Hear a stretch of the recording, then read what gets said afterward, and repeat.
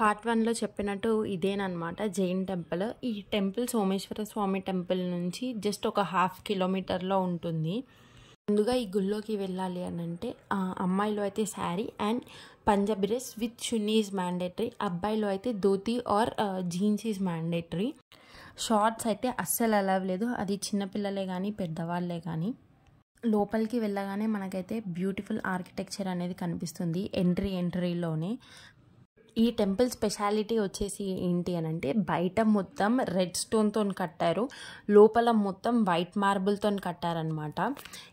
ఈ టెంపుల్ యొక్క main speciality వచ్చేసి ఏంటి అని అంటే ఇక్కడ జైనిజం అనేది పాటిస్తారు. వాళ్ళ మెయిన్ అజెండా ఏంటి అని అంటే అసలు వైలెన్స్ ఉండొద్దు అనేదే వాళ్ళ మెయిన్ అజెండా. అండ్ మెడిటేషన్ ఇంకా యోగా చేయడం వల్ల మనకి మైండ్కి పీస్ అండ్ బాడీకి రిలాక్సేషన్ దొరుకుతుంది అని చెప్పడమే వాళ్ళ మెయిన్ అజెండా అనమాట. జైనిజం అంటే ఏంటి అని అంటే ఫస్ట్ ఆఫ్ ఆల్ జైన్ అంటేనే విక్టరీ అనమాట, అంటే గెలవడం. వినడానికి ఇది సేమ్ బుద్ధిజం లాగానే అనిపిస్తుంది కానీ చాలా డిఫరెంట్ బుద్ధిజంతో కంపేర్ చేస్తే. బుద్ధిజం కంటే ముందు నుంచే మనకి ఈ జైనిజం అనేది ఉందన్నమాట. ఈ జైనిజంలో 24 త్రితంకరాస్ అనేవి ఉన్నాయన్నమాట. యాక్చువల్గా త్రితంకరాస్ ఏంటి అని అంటే మన బాడీ సోల్ అనేది హెవెన్కి రీచ్ అవ్వడం కోసం మన బాడీ తీసుకునే లైఫ్ సైకిల్ అనమాట.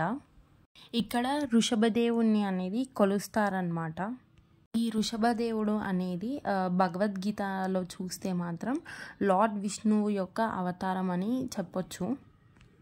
టెంపుల్ని చూస్తే మాత్రం మొత్తం బ్యూటిఫుల్ ఆర్కిటెక్చర్ ఉందన్నమాట. ప్రతి ఒక్క స్టోన్లో కానీ లేదంటే వాళ్ళు చెక్కిన శిల్పాలలో చూస్తే మాత్రం మొత్తం మనం జైనిజమే చూడొచ్చు. వాళ్ళ పద్ధతులు కానీ వాళ్ళ ఆచారాలు కానీ బాగా కనిపిస్తాయి మనకి ఇక్కడ. అలాగే ఇదే టెంపుల్లో చుట్టుపక్కల ఇంకా 2-3 దేవుళ్ళు కూడా ఉంటాయి. అక్కడ మనం కూర్చొని ఫ్రీగా మెడిటేషన్ చేసి పీస్ ఆఫ్ మైండ్ని కూడా మనం తెచ్చుకోవచ్చు అనమాట. అలాగే ఇక్కడ స్టే చేయాలి అని అనుకున్న వాళ్ళకు కూడా సపరేట్గా స్టే రూమ్స్ అనేవి ఉన్నాయి.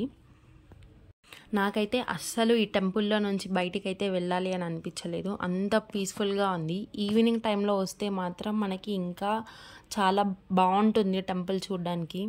అలాగే ఇంకో మెయిన్ థింగ్ ఏంటి అని అంటే మాణిక్య స్వామి గారి గురించి అందరికీ తెలిసే ఉంటుందన్నమాట. ఆయనని మండోదరి ఎక్కువగా పూజిస్తారు. సో ఆయన ఇక్కడి నుంచే వెలిసారు అని చెప్పేసి అందరూ అంటూ ఉన్నారు. సో ఇవి అండి ఈ టెంపుల్ యొక్క స్పెషాలిటీస్ వచ్చేసి. మీకు ఈ వీడియో ఎలా అనిపించింది అన్నది కింద కామెంట్ సెక్షన్లో కామెంట్ చేయండి.